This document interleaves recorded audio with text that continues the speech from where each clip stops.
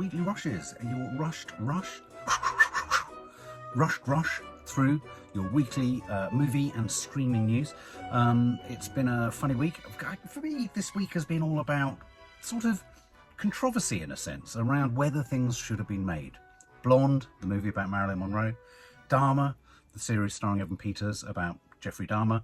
You know, they're well-made programs, well-made films, but should they be made? Should they be made? We're going to talk about some of that in a bit. The first story today is a return to the Rust shooting, or the shooting that happened on location for the film Rust, involving Alec Baldwin, who was handed a gun on set, and this is precisely the point. We don't know. Did he shoot her? Did it go off by accident? He seems to have said he did pull the trigger, he didn't pull the trigger. Someone else said he did pull the trigger. The FBI said he pulled the trigger. Anyway, the Helena Hutchins case, in which the cinematographer was shot tragically, accidentally, and no one will have intentionally done it, but was there sort of, oversight? Was there a lack of kind of health and safety on the set and all that kind of stuff? Who's culpable for this? Well, Alec Baldwin may be charged with the fatal shooting.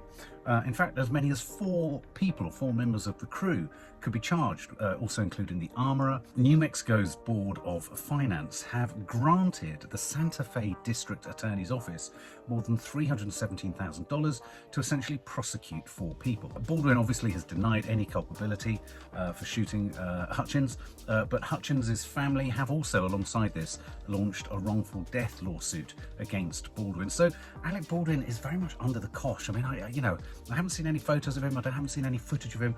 I know he's starting on a couple of projects, but my God, the pressure here. So this isn't going away, as it shouldn't. This is the death of a mother, a wife, a work colleague, a friend, a talented young cinematographer. And, as much as I'm sure the production would like it all to go away, as much as I'm sure the individuals involved would like it all to go away, and not necessarily out of a mean-spiritedness, it won't, and it's not, and Alec Baldwin could be charged.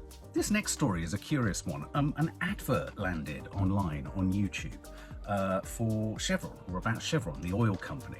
And it was about their corporate stewardship of, the earth and their contribution to American families and American life. But this advert wasn't all that it seemed. But before we decide, what was it that it didn't seem to be? Or what did it seem to be that it wasn't? Or what wasn't it that it seemed to be? Let's have a watch of it, shall we? We at Chevron believe that nothing is more precious than life, and that the most precious life of all is the dead kind, that has been compressed for hundreds of millions of years under massive rocks until it magically becomes oil. Oil that we can refine and sell as gasoline, so a cool-ass tank can crush a clay hut, or an airplane can take a businessman 3,000 miles to have dinner with someone, or whatever. All the while releasing greenhouse gases that are transforming the planet right this second into a hellish George Miller film. Because at the end of the day, we at Chevron straight up don't give a single fuck about you, your weird children, or your stupid ratty-ass dog. And we have billions and billions of dollars to pay for this commercial time, this cheesy footage, and this bullshit music. All so that you will be lulled into a catatonic state that makes you forget one singular fact. Chevron is actively murdering you every day. See, the human brain can only deal with so many things at once, so these emotionally loaded scenes will always push aside other thoughts like, Chevron is murdering me. It's just how our brains work, you meat puppet who exists only to feed us profits. Chevron, it's hard to even comprehend how little of a fuck we give about you. And this commercial also applies equally to Exxon, BP, Shell, or delinquent lapdog media, and any hack politician who's trading the future of life on this planet for filthy money and oil stocks. Well, of course, that advert landed, and it, about, 30, 40 seconds in, you begin to realise there's a twist in the tale. This isn't quite all as it seems. And everyone was kind of like, who the fuck made this? Where's this come from? Who's the person behind this? And of course, who is the person behind this? Well, of course, it's the director, the producer, Adam McKay, the man who obviously gave us Don't Look Up, that I know lots of people absolutely loved. He worked alongside Will Ferrell an awful lot. He worked on Anchorman, Anchorman 2, Talladega Heights, or Step Brothers, all that kind of stuff.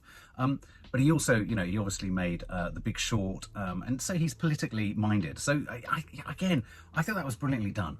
brilliant sarcasm all the way to the end, including, did you notice how you get those quick, rapidly spoken disclaimers at the end of any American advert that usually says, when it's for medical stuff, that this medicine could possibly kill you in the most awful, painful, agonizing, long tortured way.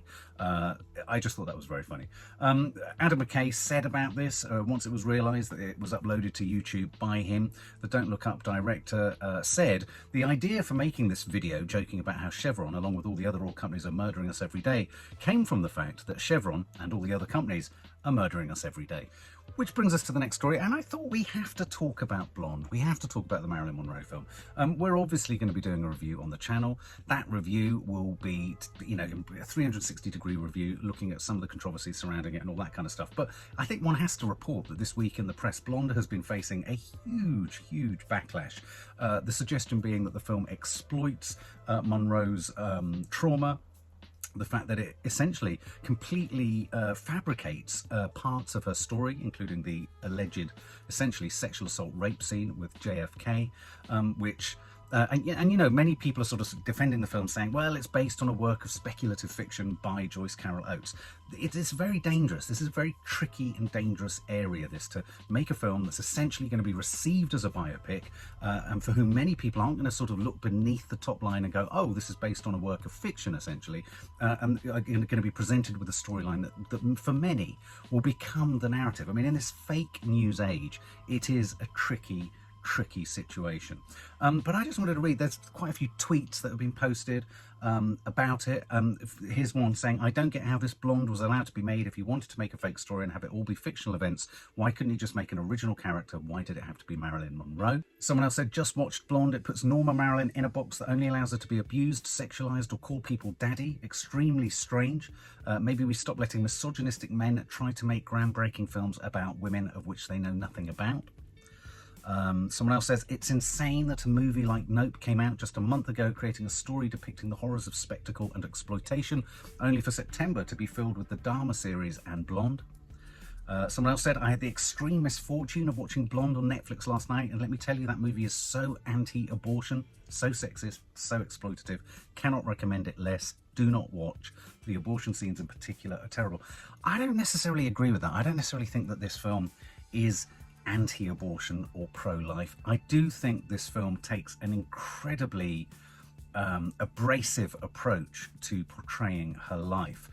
The director hasn't particularly helped himself in interviews. He's been incredibly irascible. I've talked about this before. Sort of very angry, very sort of irritable, very defensive. He's been quoted as saying, it's a demanding movie. If the audience doesn't like it, that's the fucking audience's problem.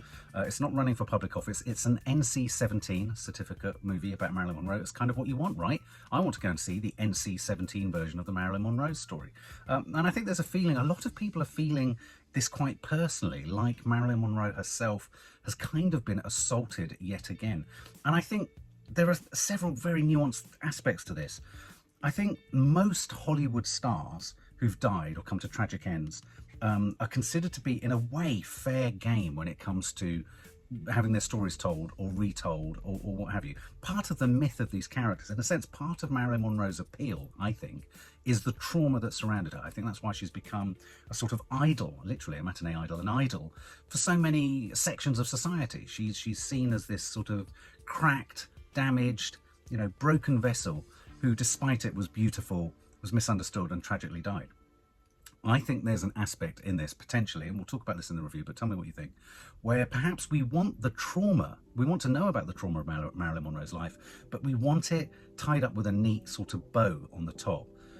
And I'm not saying that this film does something different successfully, but I wonder whether this film is getting such a strong response because it kind of takes us to a more extreme potential narrative that could have happened. I think there are major problems in constructing scenes like the JFK one that didn't happen. I think that's a deeply suspect and problematic thing. But I'm still trying to process whether it's a misogynistic film when it's presenting misogyny, or whether it's a sexist film when it's presenting sexism. And I'm also trying to work out if I came out of watching it, I came out of the experience feeling even more compassion and empathy for her. Something in it must have created that for me. The strength of Ana de Armas's performance, perhaps. Someone else here says, quite interestingly, on a tweet, on a technical level, Blonde is perfect.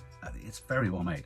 Impeccable cinematography and score. Ana de Armas gives a chilling performance, but when it comes to the script, the director tried to tell the story of an exploited movie star using, ironically, exploitation instead of compassion. You'll have to hold on for our review. I think me and Nadia are going to do one. Nanny Di's going to do one. We've all got very strong feelings on this film, but I'm still processing it. But what do you think? Have you seen it? What do you think? And sticking with the idea of whether certain programs or films should be made, shouldn't be made, you know, what are the kind of ethics, if you like, on making these things? I mean, I must admit, I'm not of the opinion that anything shouldn't be made. I think everything could or should be made. Obviously, it depends on whether the majority of what's being made is simply being, say, expressed by white misogynistic men, then no, it shouldn't. But I think, you know, suggesting there's an equal playing field, and when is there ever an equal playing field? There isn't. I think all things being equal, I think anything should be able to be made as long as it doesn't preach hate. However, Netflix have obviously released the massively successful Jeffrey Dahmer series. The Jeffrey Dahmer series has become the most watched in week one Netflix premiere since beating even Squid Game. So you know how big that must have been. It's been a massive, massive hit for Netflix, this series. It's produced by Ryan Murphy and it stars Evan Peters. We talked, I think, on Coffee Moaning this week that the LGBTQ tag has been removed from the Netflix kind of page, you know, when it comes up and you have the tags for what kind of genre or what kind of category of program this is. There's been quite a big backlash to the idea that this should be advertised as an LGBTQ. It drew a social media backlash with people sort of challenging whether the tag was there because of Dahmer's own sexuality or whether because of the fact that his victims were themselves gay. The tag has been removed. I think there's obviously Netflix have heard this, they've responded to it. But of course, also alongside this, the families of Jeffrey Dahmer's victims have revealed that the production team didn't reach out to them at all. They didn't reach out to check in with them, to inform them or anything like that. The trial notes and all the kind of details of the trial are in the public realm, so they can be picked up and looked at and used as inspiration. But there was no need for the producers to actually liaise with the families of the victims, and yet you just feel that morally perhaps they should. What do you think? I think perhaps they should. New projects, big project that was announced this week, well, or a big casting decision that's been announced this week is Deadpool 3. What do you think of the Deadpool films? I really like them. I really like their kind of rule-breaking, fourth-wall-breaking, masked, you know, the fact that we read... Do you ever see Deadpool without his mask on? I don't think you do you? It's rude, it's saucy, it's suggestive, it's X-rated, it's 18 certificate, you know, it's good. It's like superhero stuff for adults. I like it, like Suicide Squad. Well, Ryan Reynolds, well, what did Ryan Reynolds do this week? Should we have a look at what Ryan Reynolds did? Ryan Reynolds went on his social media this week to make an announcement, and here it is. This is it. Hey everyone, we're extremely sad to have missed D23, but we've been working very hard on the next Deadpool film for a good long while now. I've had to really search my soul on this one. His first appearance in the MCU obviously needs to feel special. We need to stay true to the character, find new depth, new motivation, new meaning. Every Deadpool needs to stand out and stand apart. It's been an incredible challenge that has forced me to reach down deep inside. And I have nothing. Yeah, just completely empty up here. And terrifying. But we did have one idea. Hey Hugh, you want to play Wolverine one more time? Yeah, sure, Ryan. So there you go. Wolverine is coming back. Now, I'm a big Deadpool fan. I love Hugh Jackman. I can't stand Wolverine. I don't know why. I think it's the whole werewolf thing. It's the claws. I just find it all a bit naff. I mean, I'd quite like the pain and agony of them coming out of his knuckles, but I just find him a bit of a shaggy dog. I don't know. I mean, so in a weird way, the best way for me for Wolverine to come back is for him to land within a pastiche or within a piss take, or to have the piss taken out of him. I mean, maybe they're going to get him groomed. Maybe they could take him to the pet groomer and have all his fur cut off. I'm not that he has fur, but you know, he has pointy hair. It's all a bit Paddington Bear with claws. In other casting news, Paul Bettany. We love Paul Bettany as Vision. of course. He was Vision.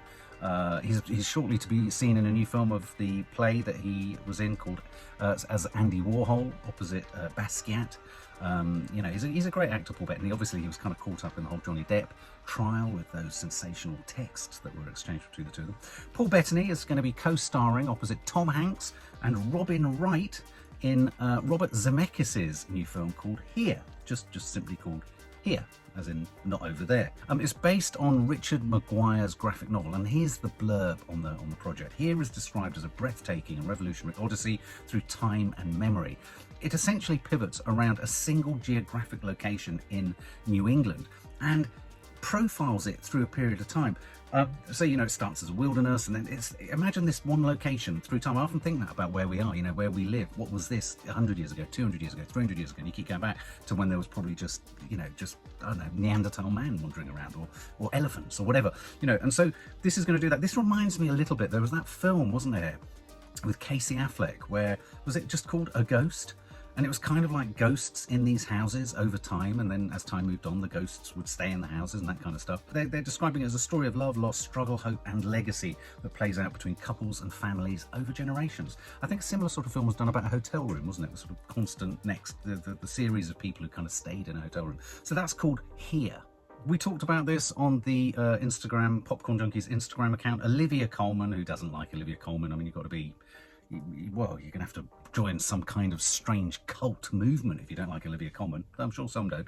Jessie Buckley. Oh my God, I love Jessie Buckley. They're joining up, and they're being joined by the likes of Timothy Spall, BAFTA nominated, and Joanna Scanlon, BAFTA winner, in a film called Wicked Little Letters. As I say, we posted about this online. This is based on a true story, comedy story, in which they play neighbours, essentially, who work together to solve a mystery revolving around these letters that one of them keeps receiving.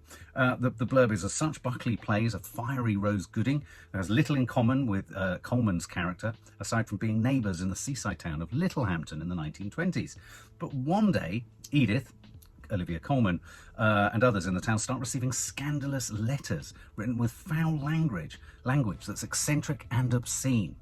And as a consequence, Jessie Buckley's character becomes a prime suspect. And then the film essentially moves into, I think, a police officer becomes involved, WPC, and it becomes a sort of procedural of working out who's sending these awful letters. I wonder if it's a little bit like who's writing the sensational kind of gossip column in Bridgerton, that kind of thing. But I think this would be good. They were obviously together, Olivia Colman and Jessie Buckley. They were kind of opposite each other. They never appeared in the same scene, but they really anchored that film, The Lost Daughter, recently. So, you know, two powerhouses. I think that can only be something to look forward to. Yorgos Lanthimos, the Greek director, he directed, I mean, he's a cracking director. He directed The Lobster, The Killing of a Sacred Deer, Dogtooth, batshit crazy. He did The Favourite, which obviously went on to win big time at the Oscars, didn't it? Well, he's casting for his new film. Now, we've had a film called Here. This film is just called And. Obviously, we've gone from, there was a great sort of vogue for films that were like sentence titles. Now there's a vogue for just simple small words. This is And. It's going to star Emma Stone, Jesse Plemons, Willem Dafoe and Margaret Qualley all in there. Not a lot is known about this, and I'm not surprised with just simply a title called And. But you know, Emma Stone and Jesse Plemons, absolutely top draw. I've missed Emma Stone. I haven't seen her in anything meaningful for quite a while. But Yorgos Lanthimos, there's always that aspect of sort of surrealism. He's great at sort of delivering sort of crowd-pleasing, darkly comic twists on all sorts of topics, and yet he sort of he manages to redefine genres or find non-narrative ways or ways of breaking down and experimenting with storytelling. So I think he's a very exciting director, and it's really nice to see that this is going to be his next project. And what a cast: Emma Stone, Jesse Plemons, and Willem Dafoe, no less. Another stupidly exciting movie package. Bill Skarsgård, Pennywise from It, Lily Rose Depp, who we are soon to see in Idol, which she's The Idol, in which she's appearing with The Weeknd, and it's produced by the creators of Euphoria. That looks like a sort of twisted portrait of life within a sort of Hollywood music kind of scene. Anyway, Lily Rose Depp, Johnny Depp's daughter, Bill Skarsgård, the nutter from It, they're starring in Robert Eggers. Who's Robert Eggers, you ask? Robert Eggers directed The Northman recently, the Viking epic. He directed The Lighthouse, and he directed The Witch. But he's making his own. I didn't realise he wanted to do this. He's making his own film version of Nosferatu. the classic vampiric story, the gothic tale of obsession between a haunted young woman in 19th century Germany and the ancient Transylvanian vampire who stalks her, bringing untold horror in his wake. Skarsgård's got good chops for a bit of horror. Lily Rose Depp, she's beautiful. I mean, obviously she's really reaching out, branching out, isn't she, in her projects? Robert Eggers is a singular director. I mean, he you know a Robert Eggers film. I really enjoyed The Northman. I don't think The Northman was for most people, though. It was very sort of indulgent. He gets indulged, so it'll be interesting to see, where this goes, whether this is going to be straight. It won't be straightforward horror, that's for sure. I personally hope it's going to be in black and white, but maybe not. Interestingly, the film has been a passion project of Robert Eggers for quite some time, and he originally had cast for this, though he's got Skarsgård and Lily Rose Depp. Originally cast for it was Anya Taylor-Joy and Harry Styles, interestingly. But Skarsgård is coming off the success of Barbarian. That hasn't come out here yet. I thought it had, but it's a horror in America that's been released. It's doing very well. And as I say, Lily Rose Depp is soon to be seen with The Weeknd in The Idol on HBO Max. And another story for me, which is very exciting. Does anyone remember Time Bandits, the movie? The brilliant movie by Terry Gilliam back in the 70s, 80s, which started with the most sensational sequence of a boy in his bed, and his wardrobe shakes repeatedly, and then a knight on a horse leaps out of the wardrobe over his bed and takes him into this world. I interestingly went to college with the boy who played the boy, as a man, obviously. That film, I lay in my bed willing for a knight on a horse to jump through the door of the wardrobe. But more than that, willing to have a wardrobe, because I didn't have a wardrobe. I wanted the wardrobe for we did in the hall, but it wasn't in my room. And it was a wild, whacked out, surreal, classic Terry Gilliam move through characters in history. The Time Bandits are a group of dwarfs that kind of help this boy move through time. It's been given a TV series. They're spinning it into a TV series made by none other Taika Waititi for Apple. Taika Waititi is going to be directing the first 2 episodes. He's cast Lisa Kudrow to be in there, and this just sounds really exciting. It's going to be an absolute sort of mad fest. I think of all the people, Taika Waititi as Taika Waititi ricochets around Hollywood, sort of intercepting every conceivable possible franchise to play with, Thor and Star Wars and whatever. This for me seems like a really neat fit. It was an absolute cracking movie, and I think I hope they stick to that concept of a young boy going on a journey. So I'm really excited about that. Time Bandits. Do you remember there was that remarkable scene where the giant comes out of the sea and they've superimposed it's just an enormous fat man with a bald head, and as he comes out of the sea, the ship comes up out of the sea on his head and he walks in slow motion. That stuck with me for years. This film had such an impact on me. Which brings us to films of the week. And of course, the biggest film of the week has got to be Blonde, hasn't it? Blonde is one of the biggest films this week released. It was in cinemas last week, but it lands on the streamer.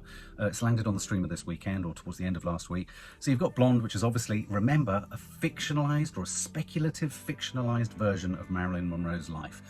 Lots of trigger warnings. There's lots of graphic sex. There's lots of graphic abortion footage. There's violence. I don't want to give away too much because we're going to review the film. But if you can tolerate that, and if you're not too squeamish, it would be interesting for you guys, as many of you guys as possible, to watch it, because it'd be really nice to get your feedback on whether you feel it was exploitative or whether it actually managed to make you feel more sympathy for the plight of Marilyn Monroe and everything she went through in Hollywood.